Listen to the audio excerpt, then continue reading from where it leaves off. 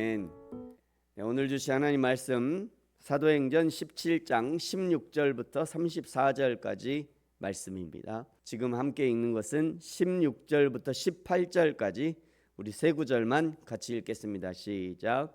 바울이 아덴에서 그들을 기다리다가 그 성에 우상이 가득한 것을 보고 마음에 격분하여 회당에서는 유대인과 경건한 사람들과 또 장터에서는 날마다 만나는 사람들과 변론하니 어떤 에피쿠로스와 스토아 철학자들도 바울과 쟁론할세 어떤 사람은 이르되 이 말쟁이가 무슨 말을 하고자 하느냐 하고 어떤 사람은 이르되 이방 신들을 전하는 사람인가 보다 하니 이는 바울이 예수와 부활을 전하기 때문이러라. 아멘.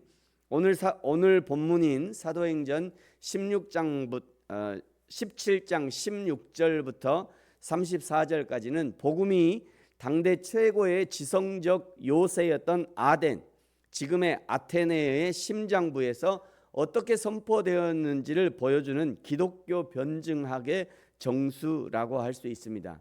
이 본문은 인간의 타락한 지성과 하나님의 계시가 정면으로 충돌하는 영적 전쟁을 묘사합니다.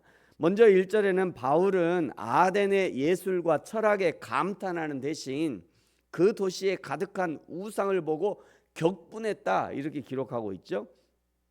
여기 격분이라는 단어가 파록시네트라는 헬라어 단어인데 이 단어는 이스라엘이 우상을 숭배할 때 하나님께서 느끼시는 진노를 표현할 때 주로 사용하는 단어입니다. 즉 바울의 격분은 하나님의 마음과 합한 거룩한 분노였다는 것을 보여주는 거죠. 때로는 목회자들이 부교육자들의 잘못을 지적할 때 분노를 표하면서 마치 자신이 하나님인 양 그렇게 표현하는 경우가 있는데 그것은 매우 잘못된 표현입니다. 인간은 기본적으로 타락해 있어요. 인간이 아무리 자신을 거룩하게 훈련해도 분노라는 감정이 올라오는 순간 이미 타락으로 넘어간 상태입니다. 그런 상태에서는 더 이상 훈계도 교훈도 물 건너간 상태예요. 그나마 훈계도 되고 교훈도 되려면 먼저 그 분노를 가라앉히고 그 다음에 차분한 마음으로 해야 합니다. 여기서 바울이 격분한 것은 일시적인 감정이 아니라 아덴의 거리마다 가득한 우상을 볼 때 바울의 심령 속에서 지속적으로 일어난 고통스러운 반응이었음을 시사하는 거죠. 그러면 이쯤에서 바울은 타락한 인간이 아닌가라고 질문하면서 왜 바울의 격분은 타락한 인간의 감정이 아닌가라고 질문해 볼 수 있습니다. 바울이 격분한 대상은 사람이 아니라 그 아덴 거리에 가득한 우상들에 대한 것이었습니다. 이것은 우리가 구분할 수 있어야 합니다. 사람을 대할 때는 그 사람이 어떤 사람이든 하나님의 창조물임을 잊지 말아야 합니다. 17절에 바울이 날마다 회당에서 장터에서 날마다 만나는 사람들과 변론을 합니다. 18절에 철학자들과 변론을 하는데 바울은 예수의 부활을 전합니다. 19절 어떤 사람은 바울을 아레오바고로 붙들어 끌고 가죠. 아레오바고는 본래 살인이나 종교적 불경건을 다스리던 아덴의 최고 법정이자 의회였습니다. 바울이 이곳에 서게 된 것은 그가 전한 예수와 부활, 18절에 얘기하죠. 그가 전한 예수와 부활이 로마와 아덴이 허용하지 않는 새로운 신을 유포하는 그런 혐의를 받았을 가능성이 있습니다. 20절에 내가 어떤 이상한 것을 우리 귀에 들려주는데 그것이 무엇인지 알고자 한다 라고 말하죠. 21절 아덴 사람들의 영적 상태를 진단하는 사도 누가의 예리한 통찰이 담긴 구절입니다. 이 사도행전이 누가의 기록이니까요. 누가가 이렇게 통찰을 한 거예요. 이는 단순히 문화적 특성을 묘사하는 것을 넘어서 타락한 지성이 도달하는 허망의 실체를 고발하는 것이 21절입니다. 여러분 우리 21절 같이 한번 읽죠. 시작. 모든 아덴 사람과 거기서 나그네 된 외국인들이 가장 새로운 것을 말하고 듣는 것 이외에는 달리 시간을 쓰지 않음이더라 아멘. 아덴 사람들의 가장 새로운 것을 찾는 행위는 진리를 향한 열망이 아니라 하나님을 떠난 영혼의 공허함을 달래기 위한 지적 유희, 놀이, 게임에 불과했다는 거예요. 우리 주위에도 어떤 새로운 상품이 나온다고 하면 며칠 전부터 그 가게 앞에서 노숙을 하면서 가장 먼저 그거 사려고 하는 사람들이 점점 늘어. 우리나라에도 그런 사람들이 있더라고요. 이런 세상의 것에서 만족을 찾으려고 하는 것 자체가 그 영혼의 만족함이 없다는, 하나님이 없다는 반증이기도 합니다. 프랑스의 철학자이자 수학자인 블레즈 파스칼이라는 사람은 이런 말을 했어요. 모든 사람의 마음속에는 하나님이 만드신 하나의 공간이 있다. 그것은 어떠한 피조물로도 채울 수 없으며 오직 하나님에 의해서만 채워질 수 있다 라고 말합니다. 아덴 사람들이 가장 새로운 것을 찾는 것도, 현대인들이 새로운 물건에 목을 매는 것도 다 이 마음속 공간을 채우려고 하는 것인데, 그것은 오직 하나님만이 채울 수 있다는 것이죠.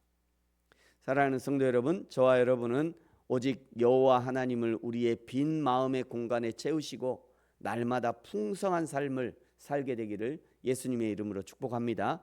22절부터 23절은 아덴 사람들과의 접촉점을 찾으려는 바울의 지혜를 봅니다. 22절에 보시면 아덴 사람들아 너희를 보니 범사에 종교심이 많구나.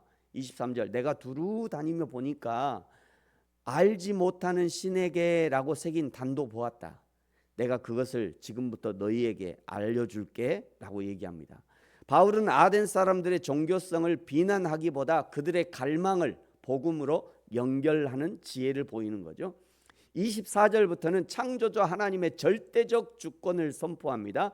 24절 우주와 그 가운데 있는 만물을 지으신 하나님께서는 천지의 주재신이 손으로 지은 전에 계시지 않, 손으로 지은 어떤 그 건물 안에 하나님이 계신 것이 아니다 이런 의미죠.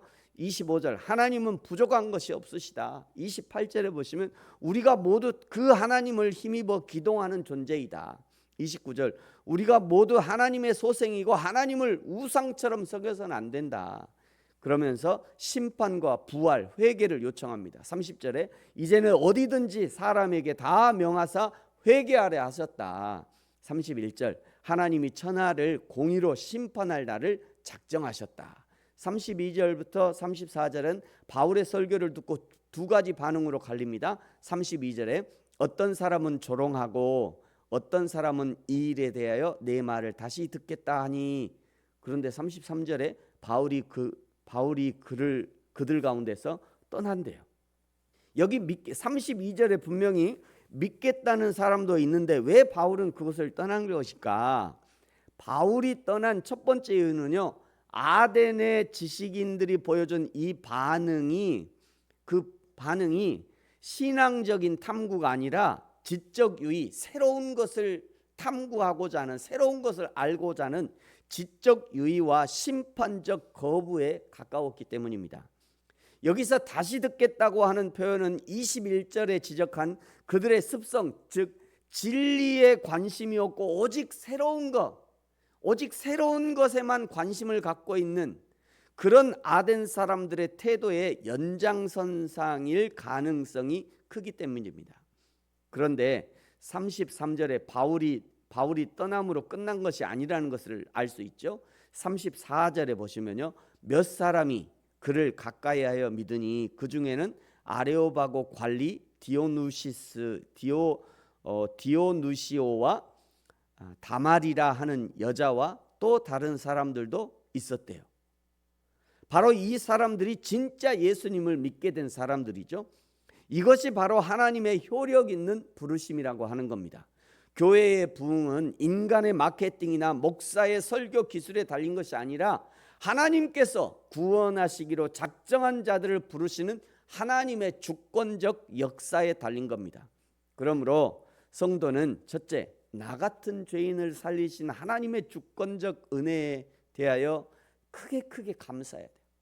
여러분, 우리에게 있는 가장 첫 번째 반응은 나 같은 죄인을 살리신 하나님 앞에 감사해야 됩니다. 어떤 사람들은 예수 믿고 그런 사람들이 야, 예수 믿고 다니까 너무 좋은데 너는 왜 안 믿냐? 이렇게 좋은 예수를 너로 믿어라. 그러면 이렇게 얘기하죠. 아이, 그렇게 좋은 예수 너 믿어. 그 얘기는 무슨 얘기예요? 내가 보니까 너도 그렇게 좋아하지 않는 것 같은데 왜 자꾸 나한테 너도 안 좋아하는 예수를 나한테 믿으라고 그러냐?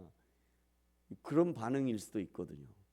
이게 성도의 첫 번째 반응은 정말로 감사해야 돼. 내가 나 같은 죄인을 살리신 하나님의 은혜에 대해서 진짜 감사해야 돼. 진짜 감사. 진짜 감사하면요, 내 모든 생활이 감사로 변합니다. 진짜 감사를 하면. 그래야 그 다음에 전도와 연결된다. 아니, 당신은 뭐가 그렇게 감사해? 내가 보니까 감사할 일도 별로 없는 것 같구만. 뭐가 그렇게 감사해요? 나 예수 믿어서 감사해. 그때 이제 얘기하는 우리 교회 와봐. 진짜 좋아. 그러면서 전도가 되는 거죠. 그러니까 나는 진짜 감사하지 못하면서 맨날 싸우면서 야, 예수 믿어봐. 행복해져. 예수 믿어봐. 감사해져. 아, 너나 감사해. 이러면 안 돼요. 두 번째는요, 전도는 인간을 설득하는 심리전이 아니라 성령의 재창조 사역이라는 것을 기억해야 합니다. 내가 기도하는 그 사람에게 성령께서 효력 있는 부르심으로 불러주시기를 위해 기도해야 한다는 거죠. 세 번째는요, 내가 섬기는 교회의 목사를 효력 있는 부르심의 도구, 성령의 도구로 사용해 주시기를 기도해야 합니다. 사랑하는 성도 여러분, 복음의 씨앗은 사도가 뿌리지만 자라게 하시고 열매 맺게 하시는 분은 오직 하나님이십니다. 우리가 섬기는 교회가 숫자의 많음보다 하나님의 효력 있는 부르심에 압도되는 공동체가 되어야 합니다. 우리의 설교와 섬김이 성령의 손에 붙들린 도구가 되어서 하나님께서 창세전에 작정하신 그 한 영혼이 주께 돌아오는 영광스러운 역사를 경험하게 되는 저와 여러분, 우리 교회가 되어지기를 예수님의 이름으로 축복합니다. 기도하겠습니다. 하나님 아버지, 감사합니다. 우리를 하나님의 효력 있는 부르심의 도구로 사용하여 주셔서 지금도 하나님을 알지 못하여 영혼의 공허에 시달리며 지금도 영혼의 목마름 중에 있는 영혼들에게 하나님의 복음이 증거되게 하시고 여호와 하나님으로 인한 기쁨과 감사가 넘치는 인생으로 변화될 수 있도록 우리를 사용하여 주옵소서. 교회가 그렇게 쓰임받는 교회가 되게 하시고 성도들이 하나님의 손에 붙들려 쓰임받는 성도들이 되게 하여 주옵소서. 감사합니다. 예수님의 이름으로 기도합니다. 아멘. 하늘에 계신 우리 아버지, 아버지의 이름을 거룩하게 하시며 아버지의 나라가 오게 하시며 아버지의 뜻이 하늘에서와 같이 땅에서도 이루어지게 하소서. 오늘 우리에게 일용할 양식을 주시고 우리가 우리에게 잘못한 사람을 용서하여 준 것 같이 우리 죄를 용서하여 주시고 우리를 시험에 빠지지 않게 하시고 악에서 구하소서. 나라와 권능과 영광이 영원히 아버지의 것입니다. 아멘.